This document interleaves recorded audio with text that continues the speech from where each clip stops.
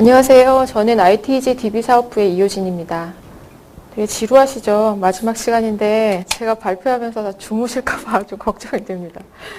지금부터 OLTP 환경에서 성능 튜닝하는 방법하고 실제 사례를 설명드리도록 하겠습니다. 그래서 사용자가 SQL을 실행을 하게 되면은 왼편 그림에서 보시는 것과 같은 스텝을 거쳐서 실제로 수행할 수 있는 코드가 제너레이션이 됩니다. 그 스텝을 잠깐 살펴보면은요, 먼저 SQL 쿼리가 이제 실행이 되면 첫 번째 스텝으로 SQL 파서라는 단계를 거치게 됩니다. 이 단계에서는 SQL의 신텍스가 맞는지를 이제 체크를 하는 겁니다. 신텍스가 맞으면은 그 다음에는 세만틱스를 점검하게 됩니다. 그래서 이 데이터 타입은 적절한지, RI는 있는지, 뭐 뷰를 사용했는지 이런 정보들을 쭉 체크를 합니다. 그리고 그 체크된 정보를 기준으로 해서 이제 쿼리를 제작성을 합니다. 그래서 사용자가 직접 날린 SQL을 가지고 플랜을 만드는 게 아니라 옵티마이저가 쿼리를 제작성을 하고 그 제작성된 쿼리를 가지고 가장 최적이라고 생각되는 플랜을 만들게 됩니다. 만들어진 이제 플랜을 가지고 실제로 수행할 수 있는 코드가 제너레이션이 되는데요. 스태틱 SQL 같은 경우에는 저 제너레이션 된 코드를 섹션이라고 부르고 그거를 카탈로그 테이블에 저장을 합니다. 패키지라는 형태로. 그리고 다이나믹 SQL 같은 경우에는 한번 수행이 되면은 패키지 캐시라는 메모리에 올라가서 이제 컴파일을 사용하지 않고 재사용하게 됩니다.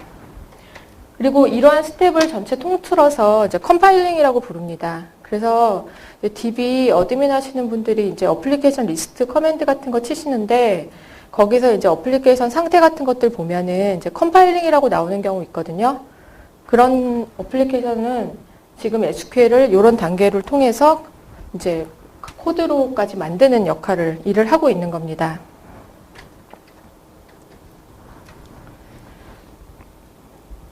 이제 옵티마이저가 이제 SQL을 읽어가지고 가장 최상이 되는 액세스 플랜을 만들어낸다고 했는데요. 그 만들어내는 기준을 DB2는 이제 코스트 베이스로 결정을 합니다. 그래서 많이 들어보셨을 텐데 코스트 베이스드 옵티마이저라고 부릅니다. 그 얘기는 뭐냐면은 SQL을 가지고 여러 가지 플랜을 만들어 봐서 그 중에서 코스트가 가장 작은 애를 최적이라고 생각하고 액세스 플랜으로 결정한다는 의미입니다. 그래서 옵티마이저가 최적의 액세스 플랜을 만들어내려면 뭔가 참조해야 되는 정보가 있는데 이 그림에서 보시는 녹색 네모들이 이제 옵티마이저가 참조하고 고려하는 그런 항목들입니다. 그래서 왼편에 보시면은 왼편 메뉴에 이제 시스템 구성도 이제 옵티마이저가 참조를 합니다. 그래서 버퍼풀이나 소트나 락과 같은 메모리가 얼마나 설정이 되어 있는지, 또 CPU는 몇 개가 있는지, 뭐 IO는 어떻게 구성되어 있는지, 평균 어플리케이션 개수는 몇 개인지 이런 정보들도 참조를 하고요. 그 다음에 이제 두 번째로 DB2 디자인을 살펴봅니다. 그래서 테이블 스페이스의 프로퍼티는 뭔지, 사용할 수 있는 인덱스는 어떤 것들이 있는지 이런 정보들을 참조를 하고요. 그 다음에 세 번째로 이제 옵티마이제이션 파라미터들을 체크를 합니다. 그래서 뒷장에서 설명드릴 이제 옵티마이제이션 레벨이라던가, 그 다음에 패러럴리즘이라던가, 그 다음에 옵티마이즈나 패치 같은 그런 문장이 있는지 이런 정보들을 고려를 하고요. 마지막으로는 이제 데이터베이스 스태틱스라고 해서 이제 통계 정보를 참조를 합니다. 그래서 사실은 옵티마이저한테 가장 중요한 거는 이제 오른쪽에 있는 옵티마이제이션 파라미터하고 이제 통계 정보들이 됩니다.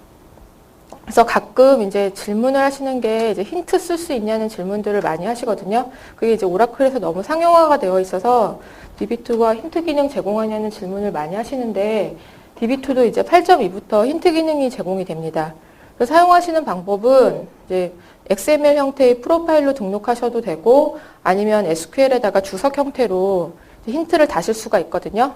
근데 그런 힌트는 이제 세 번째 옵티마이제이션 파라미터 정보 주는 정도의 고려 사항입니다. 그래서 꼭 힌트를 주더라도 이제 옵티마이저가 봐서 이거는 아닌 것 같다 이렇게 판단을 하면 그냥 무시하고 자기 원래 액세스 플랜을 그냥 사용을 합니다. 그래서 반드시 힌트 준 거대로 동작을 하는 건 아니고요.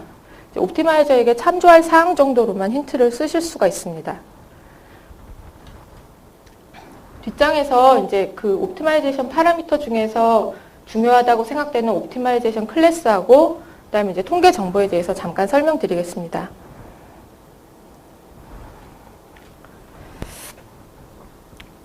옵티마이제이션 클래스를 설명을 드리려고 하다 보니까 이제 거기 나오는 용어들을 좀 설명을 드려야 돼서 이 장표를 넣었는데요. 이제 옵티마이저가 액세스 플랜을 만들려면 이제 타임하고 스페이스가 필요합니다. 그러니까 시간이 걸리고요. 그리고 스페이스가 필요한데 그 스페이스는 이제 메모리입니다. 그래서 좀 더 자세하게 얘기하면 스테이트먼트 힙이라는 메모리가 있습니다. 그 메모리 안에서 옵티마이저가 액세스 플랜을 만들게 되는데 그 스페이스를 어떻게 잘 사용할 건지 그 사용하기 위해서 이제 사용하는 알고리즘을 이제 설명을 한 겁니다. 그래서 이제 그림을 보시면은 예를 들어서 이제 스페이스를 어떻게 사용할 건지 조인 플랜을 결정할 때 이제 레프트 DB나 BC 같은 알고리즘을 사용합니다. 그래서 오른쪽 SQL을 보시면은 지금 4개의 테이블을 조인한 SQL이거든요. 이 4개 테이블을 어떻게 하면 효율적으로 조인을 할지를 결정할 때 이제 스페이스를 어떻게 활용할지 결정할 때 이제 이런 방법을 사용합니다. 그래서 BC 디그리 같은 거는 이제 설명을 드리면 조인할 때 이제 먼저 액세스하는 테이블을 아우터 테이블이라고 하고 나중에 액세스하는 테이블을 이너 테이블이라고 하는데 액세스 패스 상에서 오른쪽에 나타나는 게 이너 테이블입니다. 근데 그 이너 테이블을 만든 결과가 그전 조인에서 나온 결과일 경우에 그러니까 싱글 테이블이 아니고 뭔가 그전 조인에서의 리절트 테이블의 이너 테이블이 되는 경우를 이제 컴포지트 이너라고 부르는데 최종 조인에서 그 컴포지트 이너로 사용된 테이블 개수가 몇 개냐에 따라서 이제 이 디그리가 결정이 됩니다. 그래서 오른편 위편에 보면은 최종 조인은 MS 조인인데 거기 사용된 이너 테이블은 오른쪽에 있는 티처하고 코스라는 테이블 2개입니다. 그런 경우에는 이거는 BC 디그리가 2라고 표현이 되는 거고요. 오른편 밑편에 있는 MS 조인의 이너의 마지막은 3개 테이블을 조인한 결과입니다. 그래서 코스하고 인롤먼트하고 티처라는 3개 테이블을 조인한 결과가 저 조인에서의 이너 테이블의 숫자인데 이 경우에는 이제 테이블이 3개이기 때문에 이건 디그리를 3이라고 표현합니다. 그래서 뒤에 나오는 옵티마이저 레벨에 따라서 이 디그리를 뭐 2개로 해서 조인 방법을 생각해 볼지 3개를 해서 조인 방법을 생각해 볼지가 달라지게 됩니다. 그리고 또 하나 알고리즘이 조인 계산법이 그리드 조인하고 다이나믹 프로그래밍 조인이 있는데요. 레벨에 따라서 그리드 조인 방법을 쓸지 다이나믹 프로그램 조인 방법을 쓸지를 결정을 하게 됩니다. 그리드 조인은 이제 좀 속도가 빠르고요. 그리고 효과적으로 조인 방법을 선택하는 겁니다. 예를 들어서 3개 테이블을 조인한다고 하면은 먼저 2개 테이블에 대해서 가장 코스트가 좋은 것들을 선택을 하고요. 그 조인 방법과 3번째 테이블을 조인하는 정도로만 이제 알고리즘을 계산합니다. 그래서 뒤에 설명드릴 다이나믹 프로그래밍 조인 방법보다는 시간이 좀 짧게 걸리지만 늘 최적의 그러니까 플랜이 나오는 건 아니고요. 다이나믹 프로그래밍 조인 방법 같은 경우에는 그리디 조인보다는 시간은 좀 많이 걸리지만 모든 경우의 수를 다 탐색해보는 그런 조인 방법입니다.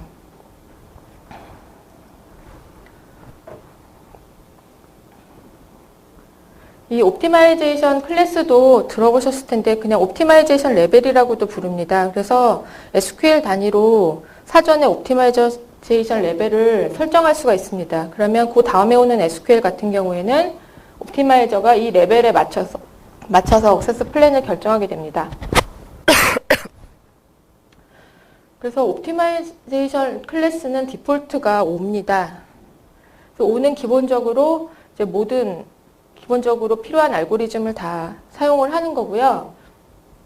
클래스가 높아질수록 시간은 더 오래 걸리고 플랜을 선택하기 위한 알고리즘은 더 많이 사용합니다. 그리고 0번, 1번, 2번 같은 경우에는 앞에서 설명드린 그리드 조인 방법을 사용을 하는 거고요. 3번 레벨 이상부터 이제 다이나믹 프로그래밍 조인 계산법을 사용을 하게 됩니다. 그래서 가이드라인을 좀 보시면은 대부분의 경우에는 클래스 5로 다 처리가 가능합니다. 그래서 그냥 스태틱한 프로그램이거나 아니면 다이나믹 쿼리인 경우에는 대부분 클래스 5로 이제 설정해서 컴파일 하시면 되는데 만약에 그러니까 클래스 5로 컴파일을 했을 때 이제 문제가 생겨가지고 437이라는 워닝을 받아보신 경우가 있을 겁니다. 그건 뭐냐면 다이나믹 프로그래밍 조인 방법으로 플랜을 만들었는데 이제 메모리가 모자라서 그리디 조인으로 폴백을 한 경우입니다. 그래서 437 워닝은 그 현재 나오는 억세스 플랜이 최적이 아닐 수도 있다라는 워닝이거든요. 죄송합니다. 그 경우에는 클래스를 7으로 올리셔도 됩니다. 그리고 꼭 클래스와 관련이 없지만은 패키지 캐시라는 값도 적절히 유지하시는 게 SQL 튜닝에서 되게 중요한 팩터입니다. 그래서 실제로 아까 말씀드렸던 제너레이션 된 코드가 패키지 캐시라는 글로벌 메모리에 올라가 있거든요. 근데 다이나믹 SQL은 수행될 때 컴파일을 다시 합니다. 그런데 이미 컴파일된 정보가 패키지 캐시에 있으면 컴파일 단계를 하지 않고 바로 수행될 수 있기 때문에 패키지 캐시를 적절하게 유지하시면은 이제 컴파일 시간을 줄일 수 있으니까 성능에 도움이 됩니다. 그리고 이제 시간이나 메모리가 문제가 되는 그런 SQL 같은 경우에는 클래스 레벨을 낮추면서 억세스 플랜을 다르게 만들어 보시는 것도 튜닝하는 방법입니다. 컴파일 시간은 db2 배치라는 유틸리티가 있는데 그 유틸리티를 수행하면 별도로 알아내실 수가 있습니다. 그리고 클래스 0이나 9 같은 경우에는 이제 특별한 경우가 아니고서는 사용하지 않는 것이 좋습니다.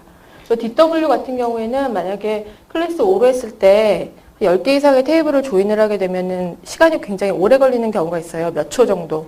그런 경우에 이제 하나의 가이드는 클래스를 2로 내리는 겁니다. 그래서 클래스 2가 5하고 가장 비슷한 클래스이거든요. 그래서 2로 내려서 컴파일 하셔도 됩니다. 옵티마이저에서 마지막으로 이제 통계 정보에 대해서 설명을 드리면 옵티마이저가 고려하는 사항 중에서 사실 가장 중요한 게 통계 정보입니다. 그래서 런스태츠라는 명령어로 통계 정보를 수집하시는 건 다 아실 텐데 어떤 테이블에 큰 변화가 있거나 인덱스가 추가됐거나 이런 경우에는 반드시 런스태츠를 돌려서 통계 정보를 최적으로 유지를 하셔야 됩니다. 그래서 사용하는 명령을 보면은 이제 런스태츠 테이블명, 그다음 with distribution, 그다음에 indexes all이라는 명령어를 이제 기본적으로 사용을 하게 됩니다. 저렇게 되면은 테이블에 대한 통계 정보와 인덱스 전부에 대한 통계 정보, 그리고 with distribution이라는 옵션을 줬기 때문에 이제 분포도에 대한 정보도 같이 게더링이 됩니다. 이런 통계 정보들은 카탈로그 테이블에 저장이 되는데요. 많은 정보들이 있지만 여기서 이제 주요한 항목 몇 개만 적어봤습니다. 그래서 이런 항목들은 어디에 사용이 되게 되냐면 옵티마이저가 이 리절트 셋의 사이즈가 어느 정도 될 것 같다 이런 추정을 할 때 이런 항목들을 사용을 합니다. 그래서 카드라는 거는 카디널리티의 약자입니다. 그래서 테이블의 총 행수를 말하는 거고요. 카드를 1000이라고 통계 정보가 수집됐으면 그 테이블에는 1000건의 레코드가 있는 겁니다. 그리고 콜카드는 컬럼의 카디널리티입니다. 그래서 그 컬럼의 유니크한 행수를 이제 계산해서 통계 정보에 넣는 건데요. 저거는 이꼴 조인일 때, 이꼴 뭐다 하는 그런 조인일 때, 아니면 그런 조건일 때 리절트 셋을 판단할 때 사용하는 이제 항목입니다. 그리고 하이 투키, 로 투키는 두 번째로 그 컬럼 중에서 큰 값, 두 번째로 그 컬럼 중에서 작은 값입니다. 죄송합니다. 목이 아파가지고. 그래서 레인지, 어떤 범위가 되는 조건을 체크할 때 예상치를 판단할 때 사용하는 항목입니다. 그리고 이 first로 시작하는 키카드 항목들은 인덱스에 관한 건데요. 인덱스의 n번째 컬럼에 유니크한 행수가 몇 개인지를 저장하는 항목입니다. 예를 들어서 first 3key 카드라는 거는 인덱스에 사용된 세 번째 컬럼까지의 유니크한 값이 몇 개다를 적어 놓는 겁니다. 그리고 밑에 색깔을 칠해놓은 두 개는 저 디스트리뷰션이라는 옵션을 줬을 때 수집이 되는 항목인데요. 일반적으로 저게 수집이 되지 않으면 DB2 옵티마이저는 해당되는 컬럼의 데이터가 균등하게 있다고 생각합니다. 그런데 컬럼의 데이터가 어떤 특정 값이 많고 어떤 특정 값은 적고 이런 식으로 불균등할 때는 저런 분포도 런스태츠 정보도 같이 넣어줘야 됩니다. 그래서 프리퀀트 밸류와 퀀타일 밸류가 있는데요. 프리퀀트 밸류는 만약에 프리퀀트 밸류를 10개를 런스태츠로 저장을 했다 그러면 데이터가 가장 많은 것 순으로 탑으로 10개가 저장이 됩니다. 그리고 퀀타일 정보는 또 열이라고 주게 되면은 10개의 항목이 저장이 되는데 그거는 해당되는 항목보다 작거나 같은 값. 그래서 어떤 레인지, 비트윈이나 크거나 작거나 이런 조인의 경우에 리절트 셋을 사이징 할 때 좀 더 자세히 하기 위해서 이런 항목들을 사용을 합니다. 여기까지가 이제 옵티마이저에 대한 설명이었고요. 그 다음부터는 이제 이 옵티마이저가 만들어 놓은 액세스 플랜을 이해하는 방법에 대해서 설명드리겠습니다.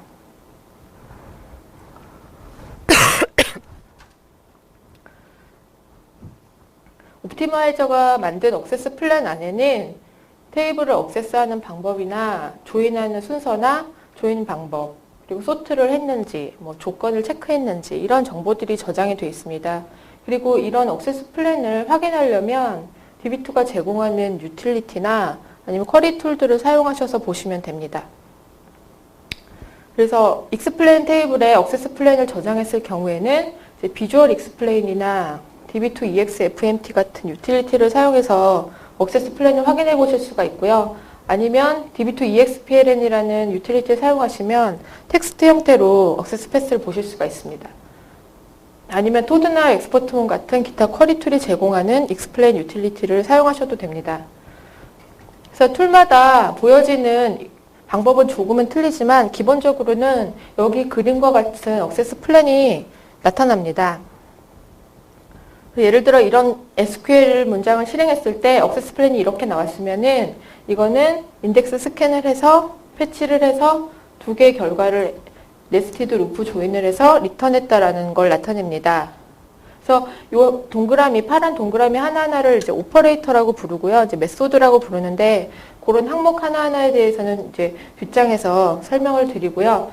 저 화살표는 이제 스트림입니다. 그래서 여기 인덱스 스캔에서 패치에서 NL 조인으로 데이터가 이렇게 흘러갔다라는 걸 나타내는 겁니다. 메소드를 설명드리기 전에 백그라운드로 인덱스하고 프레디케이트에 대해서 잠깐 설명을 드릴게요. 인덱스 구조는 다 아시는 대로 빗불 트리 형태로 되어 있습니다. 그래서 제일 상단에 루트 페이지가 있고요. 맨 밑단에 리프 페이지들이 있습니다. 그래서 리프 페이지에는 실제 인덱스에 사용된 컬럼의 데이터가 있고요. 그 데이터가 실제 데이터 페이지에 어디 있는지를 가리키는 RID로 구성이 되어 있습니다. 그리고 리프 페이지에서 가장 큰 값이 그 위에 페이지에 저장이 돼서 그 값들이 하나가 될 때까지 인덱스 레벨이 만들어집니다.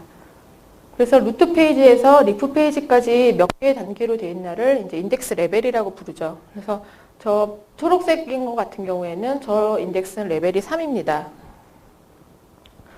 그리고 인덱스 종류 중에 클러스터 인덱스가 있고 논 클러스터드 인덱스가 있는데요. 클러스터 인덱스는 그 리프 페이지 순서대로 데이터 페이지가 정렬돼서 저장이 물리적으로 되어 있다는 의미입니다. 그리고 논 클러스터드는 이제 리프 페이지의 순서와 상관없이 데이터 페이지가 저장이 되어 있는 거고요. 그래서 테이블당 이제 클러스터 인덱스는 MDC가 아닌 이상 하나만 지정할 수 있겠죠. 그래서 클러스터 인덱스가 아니라는 인덱스를 만들 때 정의하실 수가 있습니다. 그래서 클러스터 인덱스면은 어떤 구간 데이터를 읽을 때 더 효율적이겠죠. IO가 줄어드니까. 그리고 혹시 이제 튜닝 관련된 책들 찾아보시면 프레디케이트라는 용어가 나오거든요. 그 프레디케이트라는 용어는 우리말로 하면 조건절입니다. 그래서 where나 having이나 on에 적어줄 수 있는 그런 조건들을 이제 통틀어서 프레디케이트라고 하거든요. 근데 DB2에서는 이 프레디케이트를 어떻게 처리할지를 4개의 카테고리로 나눠서 이제 결정을 합니다. 그래서 레인지 딜리미팅 프레디케이트, 인덱스 사저블 프레디케이트, 데이터 사저블 프레디케이트, 레지듀얼 프레디케이트 이렇게 4개의 카테고리로 나눠서 프레디케이트를 처리를 하는데요. 가장 밑단에 있는 레지듀얼이 가장 성능이 안 좋은 프레디케이트고요. 레인지 딜리미팅이 올라갈수록 성능이 더 좋은 프레디케이트입니다. 그래서 예를 들어가지고 어떤 프레디케이트인가를 설명을 드리면요. 레인지 딜리미팅하고 인덱스 사저블은 둘 다 인덱스를 통해서 조건절을 처리하는 경우를 말합니다. 그래서 레인지 딜리미팅은 이제 스타트키, 스탑키 딜리미팅이라고도 부르거든요. 그 레인지가 범위란 뜻이잖아요. 그래서 인덱스 페이지의 어느 일부분만 읽어가지고 그 결과를 처리할 수 있는 조건절을 말합니다. 그러니까 가장 좋은 거겠죠. 그리고 인덱스 사저블은 인덱스의 어떤 특정 부분만 읽어서는 판단을 못하고요. 인덱스 리프 페이지를 다 읽으면서 체크를 해야 그 조건을 처리할 수 있는 경우를 인덱스 사저블이라고 합니다. 그래서 인덱스 데피니션을 한번 보면은 인덱스 1이라는 게 5개 컬럼으로 조합으로 만들어져 있습니다. 그래서 name, depth, mgr, salary, years로 되어 있는데요. 만약에 사용자의 SQL의 외어절에 name은 뭐고 DEPT는 뭐고 years는 뭐보다 큰 거 이런 조건이 들어왔을 때 맨 처음에 name이라는 프레디켓은 인덱스의 첫 번째 컬럼과 딱 매칭돼서 조건절이 들어왔기 때문에 이거는 인덱스의 어느 일부분만 읽으면 name 값을 가져올 수가 있잖아요. 그래서 이거는 레인지 딜리미팅입니다. 그리고 DEPT 같은 경우에는 그 다음 컬럼이기 때문에 쟤도 마찬가지로 일부분만 읽어서 조건절을 처리할 수 있기 때문에 레인지 딜리미팅이고요. 마지막 years는 인덱스의 맨 마지막에 있는 컬럼이라서 중간에 MGR과 셀러리 값이 없기 때문에 years가 뭐보다 크다는 인덱스의 어떤 특정 부분만을 읽어서는 모르고요. 인덱스 페이지를 다 읽어야만 알 수 있는 값입니다. 이런 경우에는 인덱스 사저블이라고 합니다. 데이터 사저블은 데이터 페이지를 다 읽어야만 알 수 있는 경우입니다. 그래서 인덱스 데피니션을 보면은 프로젝트 노라는 값으로 인덱스가 존재를 하는데 외어절에는 DEPT no가 D11인 이런 조건이 있습니다. 이 경우에는 외어절에 해당하는 DEPT no에 인덱스가 없기 때문에 그냥 데이터 페이지를 그대로 읽어야만 조건을 처리할 수가 있습니다. 이런 경우에는 데이터를 다 읽어야 된다고 해서 데이터 사저블이라고 부르고요. 이런 경우가 아닌 거는 이제 레지듀얼인데요. 레지듀얼은 여기 적어놓은 것처럼 올이나 썸이나 any를 사용하고 콜릴레이션을 한 서브 쿼리 같은 경우에는 레지듀얼 프레디켓이고요. 이제 데이터가 롱바차나 랍 같은 경우에는 별도의 파일로 저장되거든요. 물리적으로. 이런 거를 읽을 때도 레지듀얼입니다. 그래서 레지듀얼 프레디켓은 버퍼풀이 아닌 별도의 메모리에다 카피해서 조건을 체크해야 되기 때문에 가장 성능이 나쁩니다. 그 다음은 이제 억세스 플랜에 나오는 그 아까 파란색 동그라미 같은 그 메소드들을 이제 쭉 나열을 한 거거든요. 그래서 뭐 테이블 스캔, 인덱스 스캔, 리스트 프리패치, 인덱스 오어링, 엔딩 이런 것들이 있는데요. 이것들을 뒷장에서 하나씩 설명드리겠습니다.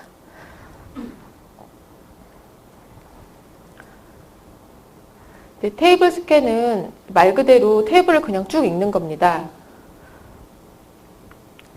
그래서 실제로 테이블은 물리적으로 디스크에 저장이 되면 그 디스크를 페이지라는 단위로 이제 나눠서 저장을 하게 되는데요. 그 페이지들을 한 번 IO마다 한 페이지씩 이렇게 읽어서 쭉 시퀀셜하게 리드를 하게 됩니다. 그런데 만약에 이제 SMP 머신이고 CPU 패러렐리즘을 쓰겠다라고 DB 파라미터를 세팅을 해놓은 경우에는 이러한 이제 시퀀셜한 리드도 몇 개의 프로세스가 나눠서 병렬로 수행을 할 수 있게 됩니다. 예를 들어 그림처럼 CPU 디그리가 2면은 저 TV 스캔 자체도 프로세스가 2개 떠서 어떤 일정한 구역을 나누어서 리드할 수 있지만 기본적으로는 이제 시퀀셜 리드입니다. 그리고 이제 저렇게 읽다가 이제 일괄적으로 이렇게 시퀀셜하게 계속 페이지들을 읽어가게 되면은 DB2가 이제 시퀀셜 디텍션이라는 걸 합니다. 그래서 아 얘가 계속 페이지를 읽는구나 싶어서 그 다음 오는 페이지들을 요청하지 않아도 미리 메모리에 올립니다. 그걸 이제 프리패치라고 하거든요. 그래서 그 프리패치로 데이터를 이제 올릴지 말지도 저 에이전트가 이제 읽다가 결정을 하게 됩니다. 하지만 기본적으로 테이블 스캔은 시퀀셜하게 한 페이지당 한 번씩 읽게 됩니다. 인덱스 스캔은 인덱스를 통해 데이터를 읽거나 아니면 인덱스만을 읽는 걸 말하는데요. 인덱스를 쓰는 이유는 가장 큰 이유가 이제 데이터를 줄이기 위한 거죠. 읽어야 되는 데이터를. 검색 조건을 줘서 데이터를 줄이기 위해서 인덱스 스캔을 사용하고요. 그 다음에 나오는 결과의 아웃풋을 정렬할 때도 인덱스를 사용합니다. 그래서 오더바이에 있거나 그룹바이에 있는 컬럼들을 인덱스로 만들기도 하죠. 그리고 이제 튜닝을 위해서 인덱스 온리를 하기 위해 가지고 인덱스를 만들기도 합니다. 그래서 인덱스 온리 액세스는 내가 준 그 SQL을 인덱스 페이지만 읽어서도 결과를 출력을 할 수 있으면 그걸 인덱스 온리 액세스라고 합니다. 그래서 왼쪽에 보시면은 IX 스캔이라는 게 이 액세스 플랜은 인덱스 스캔을 했다라는 걸 알려주는 거고요. 그 다음에 패치가 나오면 저 패치가 그 인덱스에서 알려진 RID를 가지고 데이터 페이지로 간 겁니다. 그래서 데이터 페이지를 읽게 되면은 패치라는 게 나오고요. 그리고 이제 리턴이 나왔는데 만약에 저 중간에 패치가 없이 인덱스 스캔한 것을 바로 리턴한다 이렇게 나오면은 그게 이제 바로 인덱스 온리 액세스입니다. 그래서 패치 없이 IX 스캔만 나오면 인덱스 리절트만 가지고 결과를 출력한 걸 말합니다. 그래서 오른쪽에 이그젬플을 보시면 인덱스를 만드는 신텍스인데요. 저 allow reverse scan이라는 옵션을 주시게 되면 저게 이제 버전 9 버튼은 디폴트인데요. 저게 양방향으로 다 읽을 수 있다는 겁니다. 그래서 리프 페이지를 원래 왼쪽에서 오른쪽으로 한 방향으로만 읽을 수 있었는데 allow reverse scan을 주면 오른쪽에서 왼쪽으로 반대 방향으로도 읽을 수 있어서 이제 인덱스 하나로 어센딩, 디센딩을 다 효율적으로 처리할 수 있는 거고요. 그 다음에 유니크 인덱스 같은 경우에는 이제 유니크한 값을 그 유니크를 보장하기 위해서 만드는 건데 예를 들어 name이라는 컬럼 가지고 유니크 인덱스를 만들었어요. 그런데 어떤 조건 때문에 인덱스 온리 액세스로 처리하기 위해서 DEPT나 MGR 셀러리 이어즈까지 포함해서 인덱스를 만들고 싶다. 그러면 저 항목들을 name하고 같이 줘서 유니크 인덱스를 만들게 되면 실제로 name만으로 유니크한데 그 값이 깨질 수가 있잖아요. 그래서 유니크함을 보장하면서 인덱스 하나로 인덱스 온리 액세스를 처리하고 싶은 경우에는 저렇게 include 조를 줘서 튜닝을 하기도 합니다. 그 다음에 이제 OLTP 환경에서 좀 중요한 사항인데요. 인덱스를 만들어도 인덱스를 제대로 사용하지 못하면은 괜히 공간만 사용하고 또 CPU나 IO도 괜히 늘어나는 현상이 발생합니다. 그래서 인덱스를 매칭해서 읽었는지 매칭하지 못해서 읽었는지가 굉장히 튜닝에서 중요한 항목인데요. 매칭해서 읽었다는 거는 왼쪽 그림처럼 저 리프 페이지의 일부만을 읽어서 데이터 페이지의 IO를 줄일 수 있는 경우 저 경우를 이제 매칭해서 인덱스를 읽은 거고요. 내가 인덱스를 만들었지만 매칭되는 컬럼이 없어가지고 그냥 인덱스 스캔을 하게 되면은 저렇게 맨 밑에 리프 페이지를 순차적으로 다 읽어가면서 해당되는 데이터 페이지를 찾아야 됩니다. 저런 경우에는 리프 페이지의 어느 일부분만을 읽지 못하기 때문에 인덱스를 사용했지만 굉장히 효율이 나쁩니다. 그리고 리프 페이지를 읽는 것 자체가 CPU를 되게 많이 사용하는 거기 때문에 저런 식으로 인덱스를 만들게 돼서 사용을 하게 되면은 이제 리소스를 많이 사용하면서 성능도 그렇게 좋지 않은 경우가 나타납니다. 그래서 나중에 사례에서 매칭 인덱스를 찾아내는 법이랑 이런 거 설명드릴게요.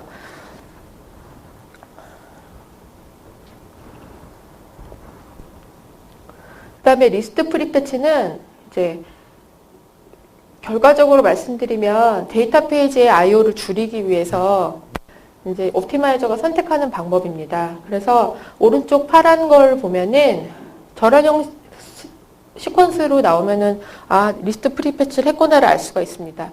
그래서 인덱스 스캔을 해서 소트를 해서 RID 스캔을 해서 패치를 했다 이러면은 저거는 이제 리스트 프리패치를 한 겁니다. 그래서 어떻게 하냐면 이제 인덱스를 읽었어요. 그러면은 원래 인덱스에 나온 RID 가지고 데이터 페이지를 이렇게 찾아가서 읽으면 되는데 그 전에 한번 소트를 하는 겁니다. 3번 단계처럼. 왜 소트를 하냐면 원래 2번에 있는 네모 같이 리프 페이지 6개를 읽어야 되는 경우에 이제 왼쪽부터 차례대로 읽을 거 아니에요. 그러면 왼쪽 페이지에서 가리키고 있는 RID 순서대로 데이터 페이지를 읽으면 되는데 이게 이제 클러스터가 되어 있지 않으면은 데이터 페이지가 막 이렇게 섞여 있을 수 있거든요. 그래서 한 번 읽은 데이터 페이지를 메모리에 올렸는데 걔가 뭐 여러 이유로 버퍼에서 내려왔으면 그 다음에 또 다시 올려야 되는 경우가 발생할 수가 있습니다. 그래서 동일한 페이지지만 IO를 2번 해야 되는 경우를 방지하기 위해서 먼저 RID로 소트를 합니다. 그러면 동일한 RID가 앞으로 나오고요. 그 RID는 데이터 페이지 번호로 되어 있거든요. 그래서 동일한 데이터 페이지는 이제 앞으로 소트돼서 같이 나오겠죠. 그런 애들은 한 번만 읽게 그렇게 합니다. 그래서 소트의 RID 스캔이 나오면은 그건 이제 리스트 프리패치를 한 겁니다. 그 다음부터는 멀티플 인덱스 억세스인데요. 사실 OLTP에서 인덱스를 멀티플로 읽는 거는 굉장히 안 좋은 겁니다. 그래서 저런 것들은 사실은 인덱스 하나로 처리해서 만들도록 튜닝을 합니다. 그래서 멀티플 인덱스라는 거는 인덱스를 하나 이상 읽어서 처리했다는 거거든요. 그래서 그 인덱스를 오어링을 했으면 인덱스 오어링이고요. 그 인덱스를 엔딩을 했으면 인덱스 엔딩입니다. 그래서 오른쪽 쿼리 리라이트 된 것처럼 조건 자리 3개가 오어로 걸려 있어요. 그래서 리전, 잡, 이어 이렇게 3개가 오어로 걸려 있는데 인덱스가 컬럼별로 따로따로 3개가 존재한다고 했을 때 이제 저런 경우에 이제 옵티마이저가 저 인덱스 3개를 각각 읽어가지고 오어링 하는 경우가 있어요. 저 경우에 튜닝 팩트는 저 3개를 조합한 걸 만드는 건데요. 만약에 오어링을 하게 되면 이 왼편 그림처럼 인덱스 스캔이 3개가 나올 거고요. 그 인덱스 스캔이 바로 배치가 되는 게 아니고 그 인덱스 스캔을 통해서 RID를 모아서 소트를 합니다. 그래서 머지를 하죠. 합집합을 구해서 그걸 가지고 데이터를 가져옵니다. 그래서 멀티플 인덱스 억세스 같은 경우에는 아까 제가 소트하고 RID 스캔이 나오면은 리스트 프리패치 한 거라고 그랬잖아요. 그래서 인덱스 오어링 같은 경우에는 리스트 프리패치가 반드시 같이 일어납니다. 엔딩은 반대로 거의 동일한데 나온 그 RID를 머지라는 게 아니고 인터섹트를 하죠. 그래서 교집합만 구해서 그 교집합에 해당하는 거를 찾아가는 겁니다. 근데 이제 좀 더 효율적으로 인터섹션을 구하기 위해서 내부적으로는 다이나믹하게 비트맵 필터를 만들어서 그 비트맵끼리 비교를 해가지고 RID를 산출을 해냅니다. 요 애 가지고 이제 잠깐 IO가 몇 개를 IO해서 처리할 수 있는지를 잠깐 보면은요. 예를 들어 테이블 스캔 같은 경우에는 저 밑에 나오는 1번부터 11번이라고 적혀 있는 게 테이블의 데이터예요. 데이터 페이지들이에요. 그래서 페이지가 11개 있는데 테이블 스캔을 해서 데이터를 찾으려면 저 11개를 다 읽어야 됩니다. 그러니까 만약에 테이블 스캔을 했다 그러면은 11개 IO가 일어나겠죠. 기본적으로. 그 다음에 인덱스 스캔을 했다. 그런 경우에는 저 이제 초록색으로 나온 인덱스 5개의 페이지를 이제 기본적으로 읽겠죠. 그 다음에 저기 이제 숫자가 적혀 있는 밑에 3개의 이제 초록색 네모가 리프 페이지입니다. 그러면 저 리프 페이지에서 데이터 페이지의 번호를 가리키고 있겠죠. 그래서 해당되는 데이터 페이지가 예를 들어서 뭐 3번, 1번, 6번, 1번, 8번, 6번, 9번 이렇게 7개다. 그런 경우에 저 해당되는 순서에 맞춰서 3번 페이지 가서 IO 하나 일어날 거고요. 그 다음에 1번 페이지 가서 IO 하나 일어날 거고 6번 가서 IO 하나 일어날 거고 이런 식으로 해서 인덱스 스캔 같은 경우에는 인덱스 페이지 5개에 저 가리키고 있는 7개가 기본적으로 일어나겠죠. 그런데 이제 만약에 버퍼풀이 이제 크고 괜찮다 그러면은 저 데이터 페이지 중에 중복이 있으면 한번 올라가면은 다시 안 내려가니까 특별한 경우가 아니면 그래서 최소한의 IO는 동일한 중복된 걸 빼면 5개지만 만약에 버퍼가 모자라서 계속 올라갔다 내려왔다를 해야 된다고 하면 최악의 경우에는 7개의 IO를 또 일으켜야 되는 거죠. 그래서 10개이거나 아니면 최악의 경우에는 12개의 IO가 이 경우에는 일어날 수 있습니다. 반면에 리스트 프리패치는 아까 말씀드린 대로 조금 다른 게 저기 리프 페이지에서 나온 저 RID를 먼저 소트를 하죠. 그래서 이제 검색하기 전에 미리 소트를 해서 1136689라는 RID를 소트를 해요. 그러면 1과 6페이지는 중복이 되니까 저거에 대해서는 한 번만 읽는 겁니다. 그래서 추가적으로 5개의 IO만 일어나서 10개의 IO로 처리를 할 수가 있습니다.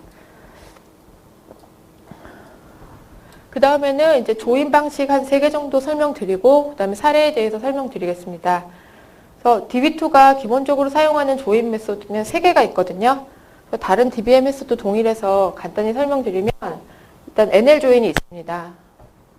NL 조인은 네스티드 루프의 조인의 약자거든요. 그래서 예를 들어 2개 테이블을 조인한다고 했을 때, 저 웨어절처럼 탭1.콜1이 탭2.콜1하고 같은 거를 찾아라. 이런 경우에 이제 먼저 액세스하는 테이블을 아우터 테이블이라고 부릅니다. 그래서 탭1이라는 애를 아우터 테이블로 선정을 했어요. 그리고 그러면 나머지 탭2라는 애는 나중에 액세스하는 이제 이너라고 부른다고 말씀드렸잖아요. 이너 테이블이 되면 NL 조인 같은 경우에는 아우터 테이블 한 건에 대해서 이너 테이블을 여러 번 스캔하는 겁니다. 그래서 아우터 테이블 초록색 하나에 대해서 이너 테이블을 쭉 읽고요. 그 다음에 아우터 테이블 2번째 로에 대해서 이너 테이블을 쭉 읽고요. 3번째 로에 대해서 다시 또 이너 테이블을 쭉 읽습니다. 그래서 아우터 테이블은 한 번만 읽지만은 이너 테이블은 그 아우터 테이블당 여러 번을 계속 멀티플하게 읽어야 됩니다. 여기서 가장 중요한 거는 뭘까요? 성능을 위해서. 네. 여기서 중요한 성능은 2가지가 있는데요. 일단 아우터 테이블이 작아야 됩니다. 그리고 이너 테이블에는 반드시 인덱스가 있어야 됩니다. 그래서 성능 튜닝 팩터에서 OLTP에서 제일 중요한 거는 이제 작은 테이블하고 큰 테이블을 조인을 할 때 대부분 NL 조인을 선택하는데 저 이너 테이블로 사용된 컬럼에 인덱스가 없어요. 만약에 그러면은 답이 하루가 지나도 안 나옵니다. 대부분 같은 경우에는. 그래서 로수는 되게 많은데 리절트가 안 나오는 경우들이 있어요. 그래서 그런 경우 보면은 대부분 NL 조인에 저 이너 테이블의 컬럼에 인덱스가 없는 경우입니다. 저기가 10,000건만 돼도 여기 곱하기 10,000번을 읽어야 되거든요. 그러니까 어마어마한 숫자를 읽어야 되기 때문에 NL 조인의 튜닝 팩터라고 한다면 저 조인 조건에 사용된 컬럼에 반드시 인덱스가 있어야 됩니다. 여기서는 이제 탭2.콜1이라는 그 콜1 값에 인덱스가 반드시 있어야죠. 그 다음 조인 방법이 머지 조인입니다. 그래서 이거는 이제 큰 테이블, 라지 테이블 2개를 조인할 때 이제 DB2가 사용하는 방법이거든요. 근데 이제 미리 필요로 하는 거는 이제 이퀄 조인일 때만 머지 조인을 할 수가 있습니다.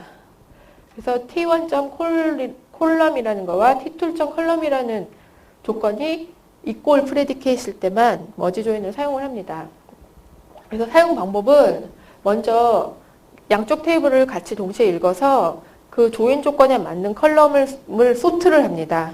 그래서 오더 바이를 하는 거죠. 근데 만약에 조인 조건에 사용된 컬럼들이 인덱스가 있으면 그냥 그 인덱스가 이미 오더되어 있는 거잖아요. 그러니까 별도의 소트가 안 일어나고요. 만약에 조인 조건에 사용된 컬럼에 인덱스가 없으면 저 컬럼으로 먼저 소트를 합니다. 그래서 여기 노란색 네모처럼 이제 컬럼을 소트를 해서 매칭되는 로를 찾아냅니다. 이거는 이제 커다란 테이블일 때 효과가 좋고요. 그리고 이제 동일한 데이터가 소트돼서 미리 올라가기 때문에 듀플리케이션이 많을 때 읽어야 되는 IO가 줄어서 효과가 있습니다. 이제 마지막으로 해시 조인이라는 방법이 있는데요. 해시 조인은 이제 머지 조인처럼 이제 큰 테이블들을 조인할 때 효과적입니다. 그래서 해시 조인에서는 먼저 액세스하는 테이블을 반대로 이너라고 부르거든요. 그리고 프루브 테이블이라고도 부릅니다. 그래서 프루브 테이블을 먼저 그 조인 조건에 맞춰가지고 해시 코드로 해서 메모리에 올려놓습니다. 그래서 소트입이라는 소트 전용 메모리가 있거든요. 그 메모리에 해시 코드로 만들어서 올려놓고요. 만약 그 소트가 모자라면 이제 아시는 대로 템포럴 테이블 스페이스를 사용을 해서 소트를 합니다. 그래서 메모리에 올려놓고요. 그 다음에 아우터 테이블 한 건을 읽어서 걔를 조인 조건에 맞는 거를 해시 코드해서 동일한 해시 코드가 있으면 결과가 리턴이 되고요. 동일하지 않으면 스킵하고 이 방법들을 계속 돌립니다. 그래서 이 조인 방법은 사실 DWS는 되게 많이 사용합니다. 왜냐하면 머지 조인보다 훨씬 빠르고요. 그리고 인덱스가 없어도 이미 그 컬럼으로 해시 코드를 만드는 거기 때문에 대부분 인덱스가 없을 때 선택을 하거든요. 인덱스가 없어도 빠른 속도로 조인을 할 수가 있기 때문에 DW에서는 이제 많이 사용하는 조인 방법입니다. 그런데 이제 요 같은 경우에는 몇 가지 전제 조건이 있는데요. 우선 얘도 머지 조인처럼 이퀄 조인이어야 되고요. 그 다음에 그 조인 조건에 사용된 컬럼이 데이터 타입이 똑같아야 됩니다. 왜냐하면 해시 코드를 비교하는 거기 때문에 데이터 타입이 틀리면 해시 코드가 다르게 나오거든요. 그래서 데이터 타입도 같아야 되고 길이도 같아야 됩니다. 그래서 그런 조건만 맞으면 이제 해시 조인이 선택이 됩니다. 여기까지 제가 좀 빠르게 시간이 없어서 빨리 설명드렸는데요. 잠깐 옵티마이저 풀링에 대해서 설명을 드리고 그 다음에 사례 한 10가지 정도 설명드리고 마칠게요. 이제 튜닝하면서 제일 답답한 게 이제 아무리 옵티마이저가 훌륭해도 이제 저희가 원하지 않는 플랜을 선택하는 경우가 있거든요. 그런 경우에 이제 다른 억세스 플랜으로 변경하기 위해서 이제 옵티마이저를 속이는 트릭들이 이제 있습니다. 그런 방식으로 DB2는 튜닝을 하게 돼요. 그래서 주로 이제 아까 말씀드린 대로 OLTP에서는 멀티플 인덱스를 피해야 되니까 그런 것들을 피하게 하거나 아니면 내가 다른 억세스 플랜으로 튜닝하는 게 좋겠다라고 생각될 때 이제 보이시는 방법 같은 그런 트릭을 사용합니다. 그래서 C1부터 C7까지가 이제 보시면은 이제 데이터 값을 변경하지 않고 뭐 숫자면 연산을 하거나 문자면은 이제 콩캣을 해서 저런 식으로 속이게 되면은 저 해당되는 컬럼에 있는 인덱스를 사용하지 않습니다. 그래서 만약 예를 들어서 C1의 인덱스를 사용하지 않게 하고 싶다. 그런 경우에는 저런 식으로 연산을 하게 되면은 이제 옵티마이저가 다른 인덱스를 선택하거나 그런 식으로 동작을 하게 됩니다. 그럼 여기서부터 이제 몇 가지 사례를 가지고 설명을 드릴게요.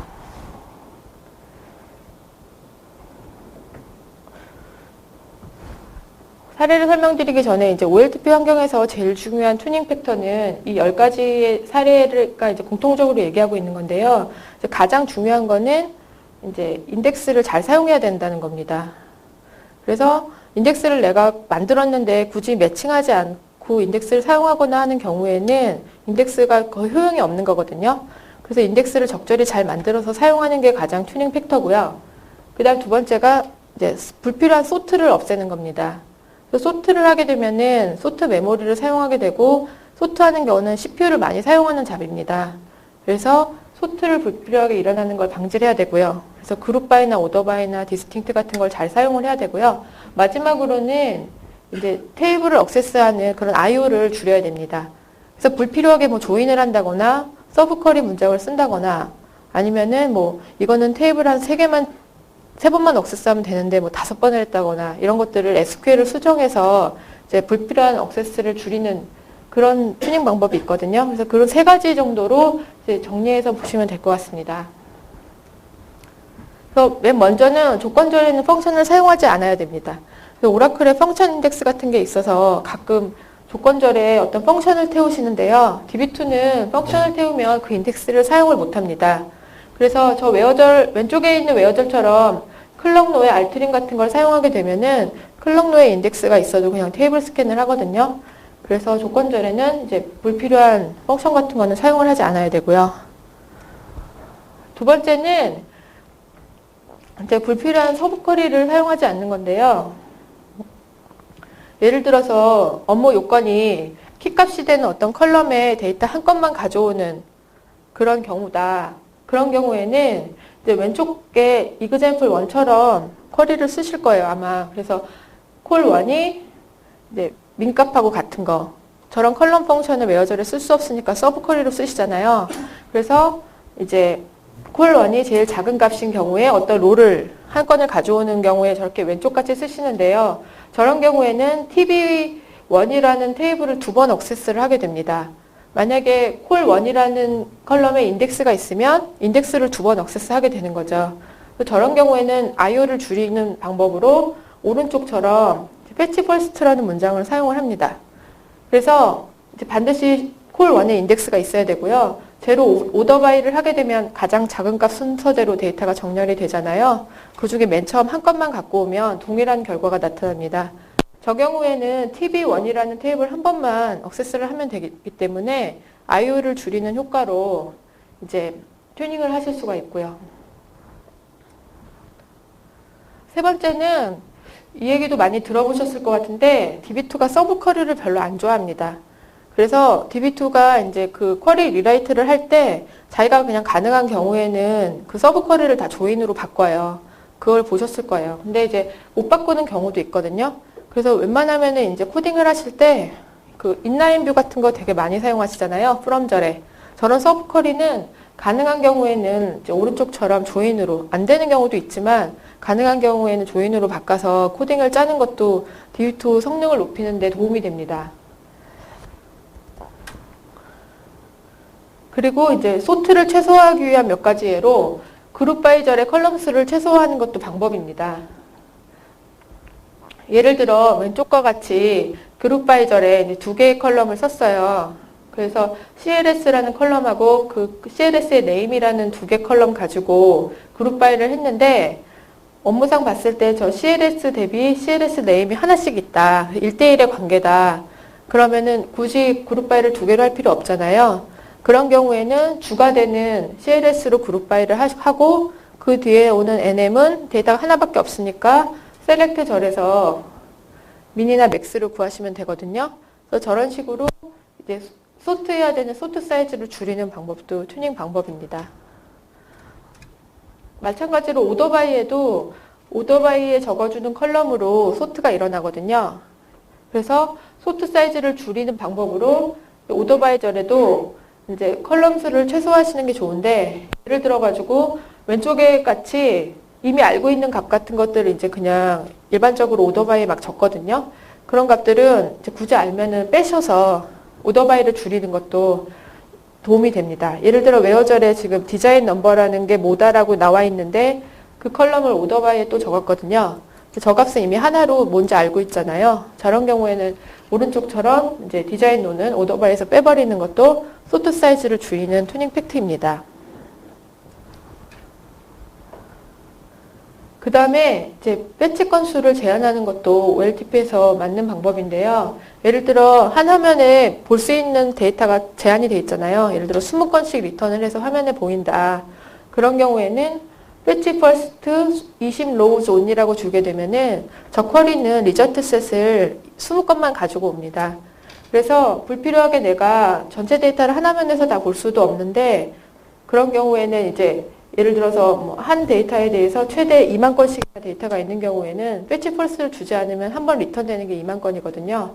그런 경우에는 배치 퍼스트 옵션을 줘서 이제 과다하게 자원을 사용하지 않고 리턴할 수 있도록 이런 문장을 적어주시는 것도 이제 튜닝 팩트입니다.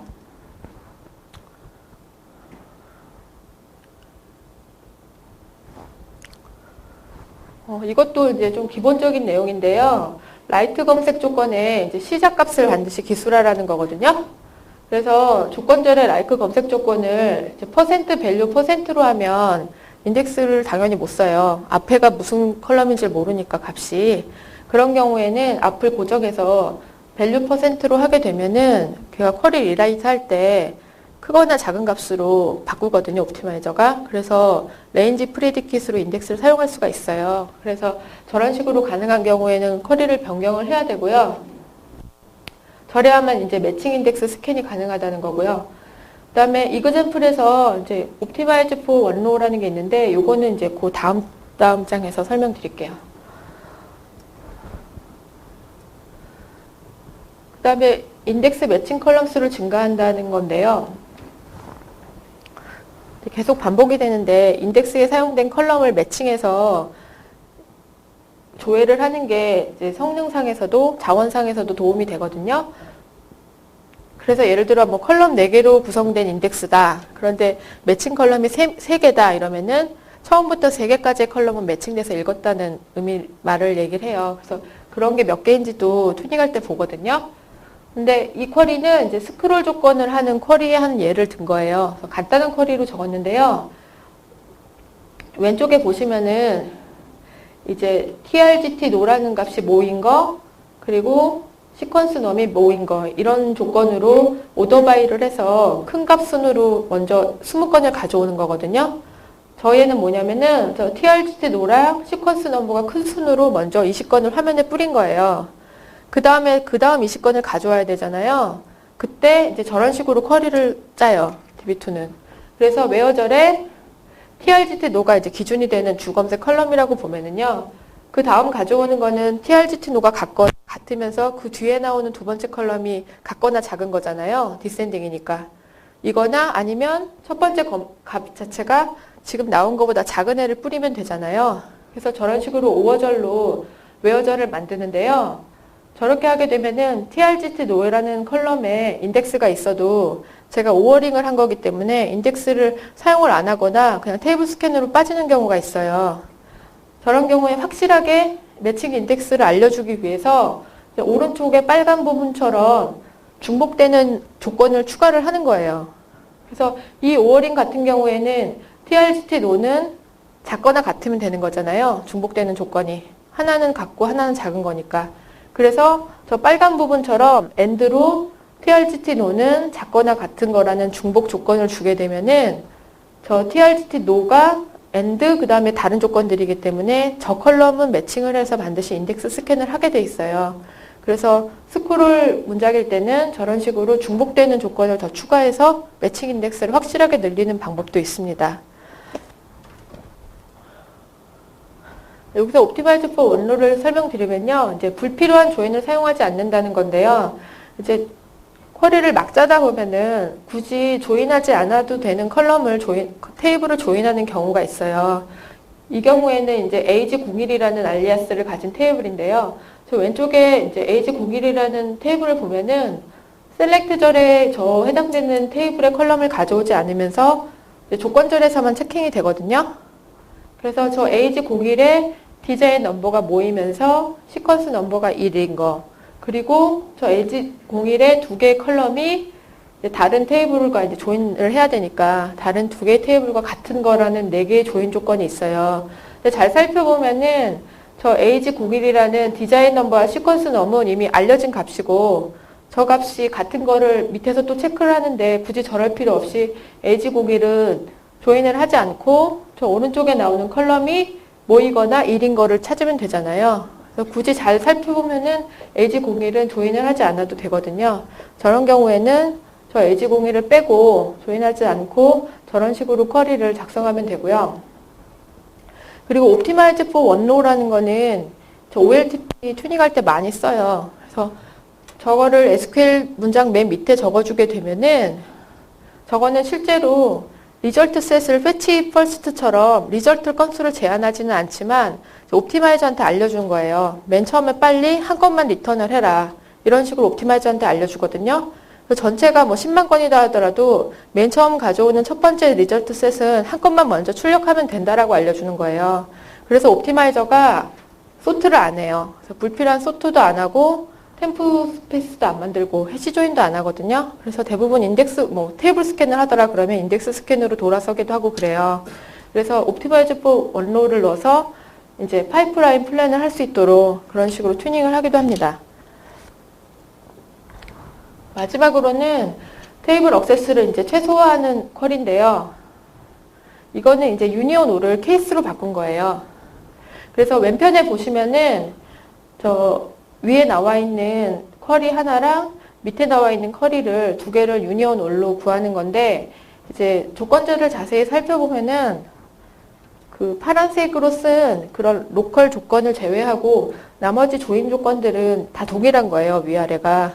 다만 다른 게 저 로컬 조건 두 개가 다르고 그 다음에 저 조건에 따라서 뭘 매핑하냐면 셀렉트절에서 프리미엄 타입이 이런 조건일 때는 0으로 매핑하고요. 밑에 이런 조건일 때는 3으로 매핑하는 것만 달라요. 저런 경우는 잘 살펴보면 두 개의 테이블씩 4번을 조인하지만 잘 살펴보면 조인 조건을 뭉칠 수가 있기 때문에 두 번만 액세스해서 케이스문으로 바꾸실 수가 있거든요. 그래서 파란색으로 되어 있는 이 로컬 조건 다른 것들을 케이스문에서 조건으로 체크하는 거예요. 그래서 3이면서 1이 아닌 거는 프리미엄 타입을 0으로 하는 게 첫 번째 SQL이고요. 밑에 1이면서 1인 거를 3으로 매핑하는 거는 이제 밑에 번 SQL이죠. 저렇게 되면은 위에서 두 번 조인하고 두 번 조인한 거를 그래서 4번 조인한 거를 두 번만 레프트아웃 조인을 하면 되기 때문에 실제로 테이블 액세스를 최소화할 수 있거든요.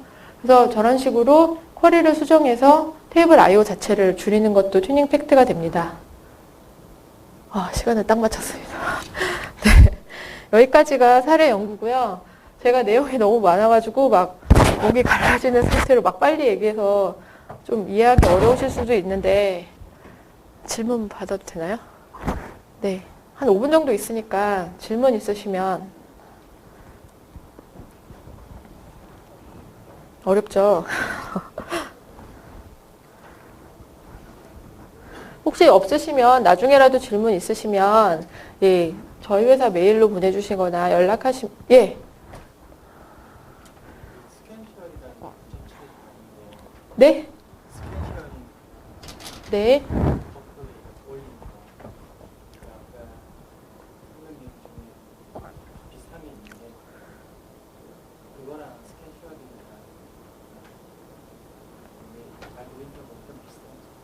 스킨 쉐어링이요? 스캔 쉐어링이요? 그러니까 동시에 사용자가 디스플레이 있는 페이지를 메모리에 올려놓은 상태에서 다른 사용자가 동시에 해당되는 페이지를 읽을 때는 버퍼풀에 있는 페이지를 동시에 쓰고 나중에 필요한 부분만 갖다 쓰는 거기 때문에 어떻게 보면 페이지 I/O에 대한 부분이 엄청나게 스킨 쉐어링이 그거 맞나요? 왜냐면 버퍼풀이 글로벌 메모리라서 모든 사용자가 공유하는 메모리거든요. 그래서 다른 사용자가 올린 그 페이지에 대해서 다른 어플리케이션이 못 읽지 않거든요. 읽을 수가 있거든요. 네. 제가 잘 뭔지 모르겠습니다. 한번 살펴보고 알려드릴게요. 네, 죄송합니다. 예. 또 질문 있으세요?